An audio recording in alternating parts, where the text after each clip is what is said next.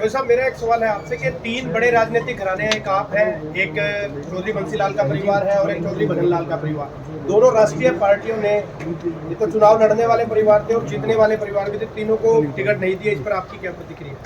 देखिए, ये कोई पारिवारिक दृष्टि से टिकट ना देना या टिकट देना मैं नहीं मानता। अब आप वैसे तो चौथा परिवार भी आपको याद करना चाहिए, जो तीन खड़े हैं, वो भी पूर्व उप प्रधानमंत्री का परिवार है। और एक और परिवार है पंडित भगवत दयाल शर्मा का, वो भी परिवार है। उनके भी इच्छाएं होती हैं। एक तो मेरे को पता है उनकी बेटी की बेटी है, बहुत इच्छुक है वो राजनीति में। और पंडित चिरंजीव लाल का देख लो, 4 बार के सांसद हैं उनके। तो पारिवारिक दृष्टि से किसी को टिकट देना ना देना ये कोई ज़रूरी नहीं है। लेकिन ये ठीक है कि भूपिंदर सिंह सांसद, और वो भी हिसार से, और वो भी ऐसी स्थिति में जब सारी राजनीतिक जो सोच के जो लोग राजनीति को इस दृष्टिकोण से देखते हैं कि कंफर्टेबल राजनीति कहाँ रहेगी, वो सब बीजेपी। एक सांसद ऐसा भी है जिसने बीजेपी को छोड़ के और कांग्रेस की तरफ आने की बात करी, और वो भी सैद्धांतिक रूप से।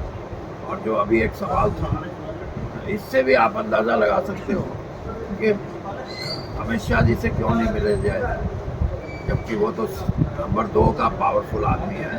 तो ये वैचारिक बात है, और वैचारिक बात मेरे को भी ये नज़र आता था कि थोड़ा बहुत फ़र्क होगा जो विचारधारा है। ये तो पहले से पता था, लेकिन आहिस्ता आहिस्ता एडजस्टमेंट हो जाएगी। लेकिन बहुत बड़ा फ़र्क है, और सबसे बड़ा फ़र्क ये है कि धर्म के नाम पे और जाति के नाम पे देश को बांटने की अगर कोई राजनीतिक दल, और वो भी रूलिंग पार्टी, मैं ऐसी परिस्थिति में ये समझता हूँ कि देश के प्रजातंत्र को और देश का लोकतंत्र, प्रजातंत्र और जो पार्लियामेंट्री डेमोक्रेसी जिसको हम कहते हैं, वो क्या है भाई बताना, जन गण मन अधिनायक, dictatorship of the common man. यहाँ डिक्टेटरशिप की परिभाषा बदलने की कोशिश हुई। एक इंदिरा गांधी का एक नरेंद्र मोदी का, विपक्ष कहता है कि ये बहुत पुराना है। आपने दोनों के साथ 10 साल आप यहाँ रहे, पूरी आपकी राजनीति, आप क्या मानते हैं कि डिफरेंस क्या था? देखिए, उस डिक्टेटरशिप को नहीं आप डिक्टेटरशिप कह सकते। वो ये था कि our prime minister is prominently ruling the country. मतलब प्राइम मिनिस्टर इंदिरा गांधी की एक छाप थी कि वो मजबूती से राज करती है। यहाँ मजबूती के राज करने के इरादे नहीं हैं।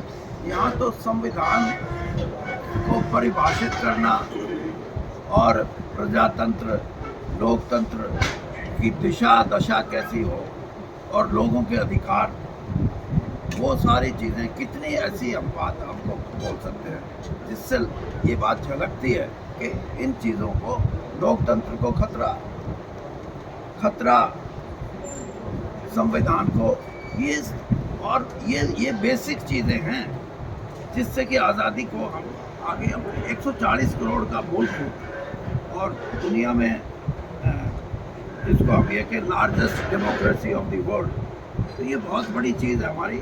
और हम इस चीज़ को मजबूत रखने के लिए, बेशक हम विपक्ष में भी हों, लेकिन विपक्ष भी उतना ही मजबूत होना चाहिए। इधर के जो इंडिया का जो गठबंधन है, वो जैसे मैंने अपने भाषण में भी कहा कि ग्रेजुअली, आहिस्ता आहिस्ता लोग भारतीय जनता पार्टी से इंडिया गठबंधन की तरफ, या भारतीय जनता पार्टी को वोट ना देने की जो प्रक्रिया है लोगों के मन में, वो चल रही है। वो कितनी स्पीड से चलेगी उतना ही उनको नुकसान हो। सब चुनाव इस तरह में है कि डेमोक्रेसी ही खतरे में, संविधान भी। लोग मंगलसूत्र या राम मंदिर जाएंगे, या मतलब इस तरफ जाएंगे? चलो, आपने एक अच्छा सवाल पूछा, मैं इसके बारे में सोच रहा हूँ। एक गरीब आदमी है, ईमानदारी से बताता हूँ, मंगलसूत्र तो उनकी औरतों के गले में भी होता है, लेकिन टिन का होता है, स्टील भी नहीं, टिन, वो मंगलसूत्र भी है। और ऐसे मंगलसूत्र भी हैं जो चांदी से बने हुए हैं, और ऐसे भी मंगलसूत्र है कि मंगलसूत्र नाम का सूत्र है, लेकिन उस ये सारी बातें कोई प्रधानमंत्री जैसा आदमी इन बातों के लिए, मैं ये छोटी बातें हैं, इनका जवाब देना भी मैं समझता हूँ। क्या आप यानी एक चीज़ को सारे घुमा फिरा के उस चीज़ को, ये है कि मुसलमान क्या गले में कुछ पहनते नहीं, लेकिन राजनीति में धर्म भी नहीं खत्म है। धर्म की व्याख्या को छोटा बना के प्रस्तुत करना ये किसी राजनेता का काम नहीं, प्रधानमंत्री का तो होना ही नहीं चाहिए। चौधरी साहब, आपने